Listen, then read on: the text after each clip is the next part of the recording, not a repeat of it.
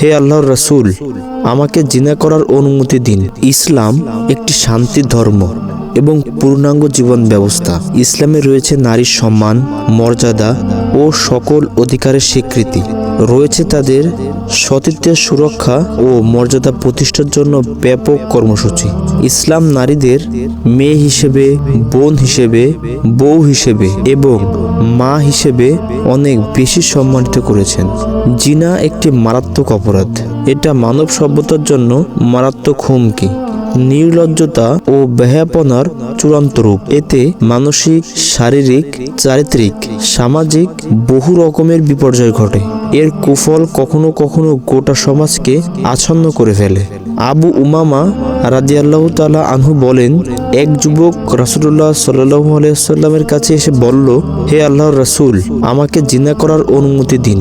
এ কথা শুনে চতুর্দিক থেকে লোকেরা তার দিকে তেড়ে এসে ধমক দিল এবং চুপ করতে বলল। তখন রাসূল সাল্লাল্লাহু আলাইহি ওয়াসাল্লাম তাকে কাছে টেনে দিয়ে বললেন, বসো। যুবকটি বসলেন। তারপর রাসূল সাল্লাল্লাহু আলাইহি ওয়াসাল্লাম তাকে বললেন, তুমি কি এটা তোমার মায়ের জন্য পছন্দ করো?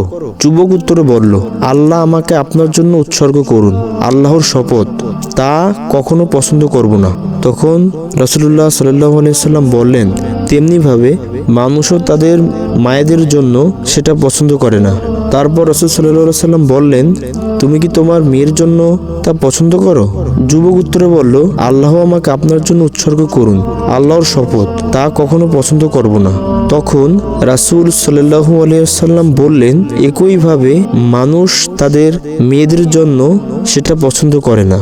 তারপর রাসূল সাল্লাল্লাহু আলাইহি ওয়াসাল্লাম বললেন, তুমি কি তোমার বোনের জন্য সেটা পছন্দ করো? যুবক উত্তরে বলল, আল্লাহ আমাকে আপনার জন্য উৎসর্গ করুন, আল্লাহর শপথ, তা কখনো পছন্দ করব না। তখন রাসূল সাল্লাল্লাহু আলাইহি ওয়াসাল্লাম বললেন, লোকেরাও তাদের বোনের জন্য তা পছন্দ করে না। এভাবে রাসূল সাল্লাল্লাহু আলাইহি ওয়াসাল্লাম তার ফুফু ও খালা সম্পর্কেও অনুরূপ কথা বললেন, আর যুবকটি একই উত্তর দিল।